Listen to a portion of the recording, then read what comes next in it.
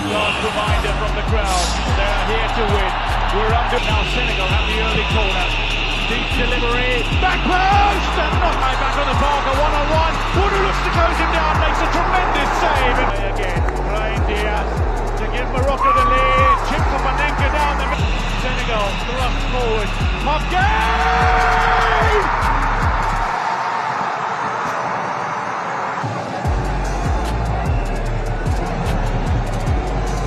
The final whistle, and Senegal seal a sensational success.